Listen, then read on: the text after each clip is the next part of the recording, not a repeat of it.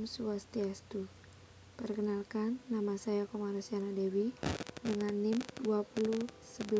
2011031212 dari kelas E. Di sini, saya akan membahas materi dari MK Wawasan Kependidikan tentang teori pendidikan klasik. Teori pendidikan klasik berlandaskan pada filsafat klasik yang memandang bahwa pendidikan berfungsi sebagai upaya untuk memelihara, mengawetkan, dan meneruskan warisan budaya. Teori ini lebih menekankan peranan isi pendidikan daripada prosesnya.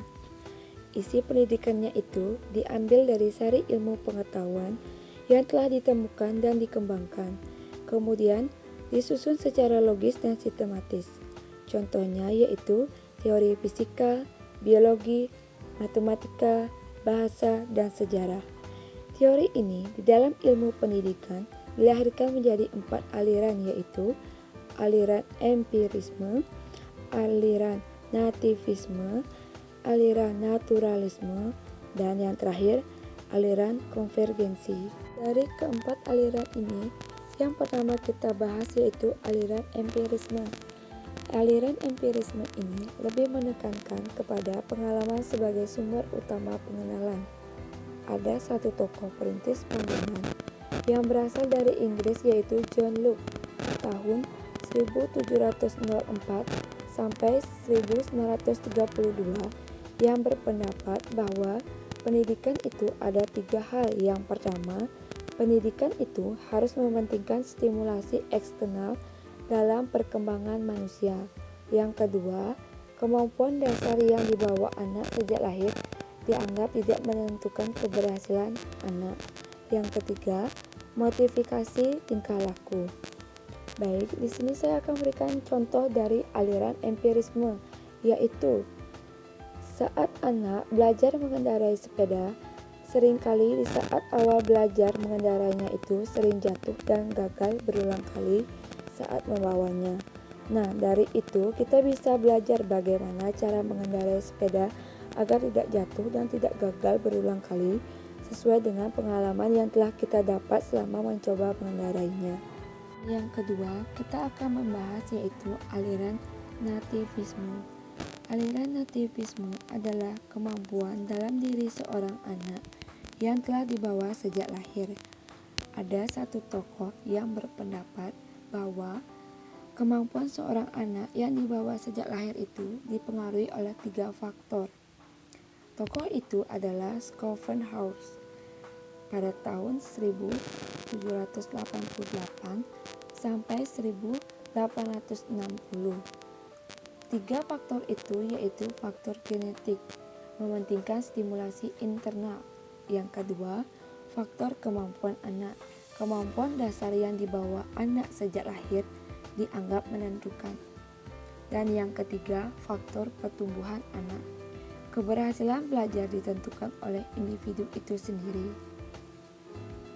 Dan dari teori atau aliran nativisme itu ada beberapa tujuan, yaitu mampu memunculkan bakat yang dimiliki, mampu mendorong mewujudkan diri yang berkompetensi, mendorong manusia untuk mengembangkan potensi dari dalam diri seseorang, mendorong manusia menentukan pilihan, dan yang terakhir yaitu mendorong manusia menggali bakat yang dimiliki. Contoh dari aliran nativisme itu yaitu jika ayahnya pintar, maka secara otomatis pasti keturunan atau anaknya pasti bakalan ikut pintar. Namun begitu juga pula dengan jika ayahnya tidak pintar, maka anaknya pun bakalan tidak begitu pintar. Kemudian yang ketiga, kita akan membahas tentang aliran naturalisme. Menurut J.J. Rousseau tahun 1712 sampai 1778, beliau mempunyai 3 pendapat, yaitu semua anak yang baru dilahirkan mempunyai pembawaan yang buruk. Yang kedua, pendidikan yang diberikan orang dewasa malahan dapat merusak pembawaan anak yang baik. Dan yang ketiga, pendidikan wajib membiarkan pertumbuhan pada alam. Contohnya, jika orang tua tanpa sengaja mengajarkan anaknya untuk bertengkar dengan orang lain, atau lebih tepatnya main fisik, tanpa memikirkan apa yang akan terjadi, itu akan merusak pembawaan seorang anak. Dan orang tua juga harus ingat, anak juga perlu belajar baik di lingkungan dan di sekitarnya. Baik, yang keempat atau yang terakhir yaitu aliran konvergensi. Menurut William Starr tahun 1871 sampai 1939, beliau mempunyai 3 pendapat mengenai aliran ini. Yang pertama yaitu bahwa dalam proses perkembangan anak, baik faktor perkembangan maupun faktor lingkungan sama-sama mempunyai peranan yang sangat penting. Maksudnya, kedua faktor itu sangat dibutuhkan seorang anak dan kedua faktor itu sangat mempengaruhi peranan yang ada di dalam diri seorang anak. Dan yang kedua, beliau juga berpendapat bahwa pendidikan diartikan sebagai pertolongan yang diberikan lingkungan kepada anak didik untuk mengembangkan potensi yang baik dan mencegah potensi yang kurang baik. Maksudnya, dengan belajar atau dengan adanya pendidikan, seorang anak bisa lebih ke arah jalan yang lebih baik dan bisa mengurangi sifat-sifat yang kurang baik karena mereka sudah bisa memilih atau memilah mana yang baik dan mana yang benar. Dan yang ketiga, menurut pendapat beliau ini, yang membatasi hasil pendidikan adalah pembawaan dan lingkungan.